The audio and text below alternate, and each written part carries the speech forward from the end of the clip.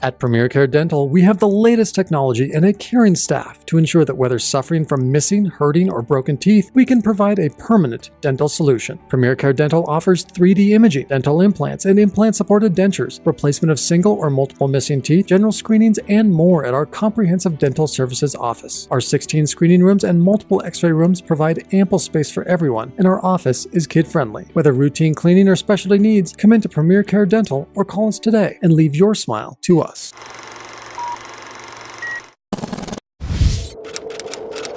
Hello, I'm Kurt Liedtke with the Herald and News. It's Friday, March 8th, 2019. Here's a rundown of some of the top stories affecting the Klamath Basin. It's the Klamath Countdown.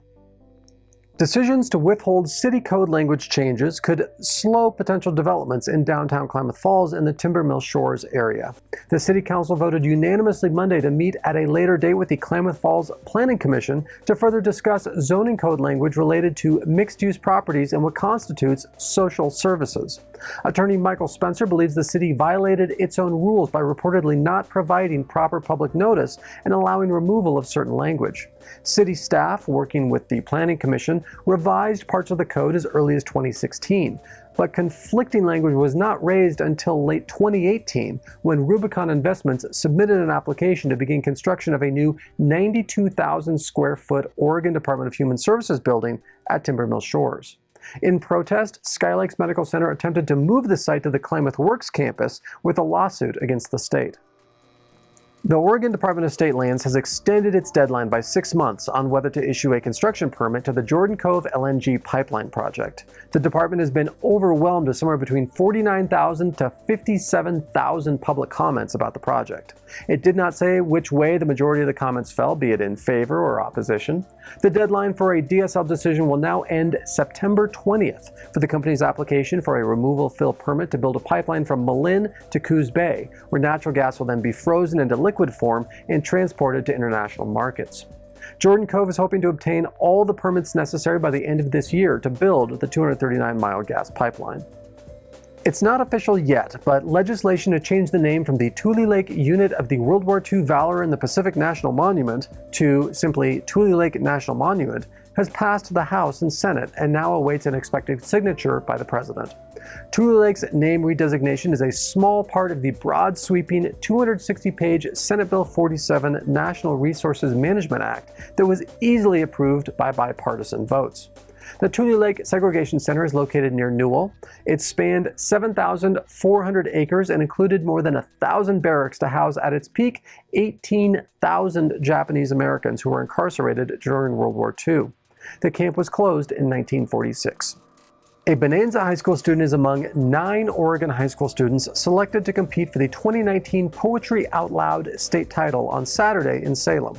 Megan Southard, a senior, was among the top 3 winners of the Southern Regional Poetry Out Loud contest last week at Rogue Community College, earning her a spot in the state finals and a chance at advancing to nationals.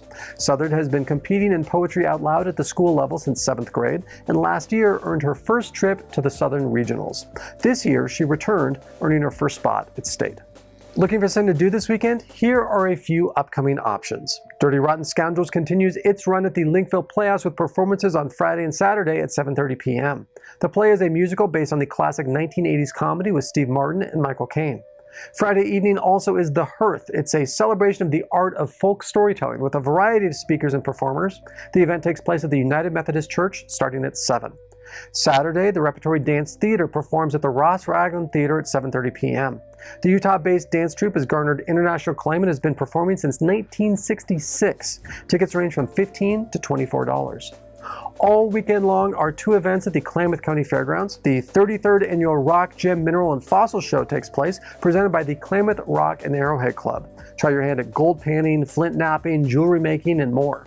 At the same time will be the annual Klamath Basin Home Builders Association's Home and Outdoor Expo, Friday through Sunday, featuring vendors, activities, demonstrations, and more, all surrounding things for your home, garden, or outdoor experiences in the Klamath Basin. And there's a very special charity fun run taking place Saturday for a good cause. The CAM Run is a 5K run on Saturday at 10 a.m. at Henley High School in support of Cameron Caldwell, who's a Henley High School student undergoing cancer treatments.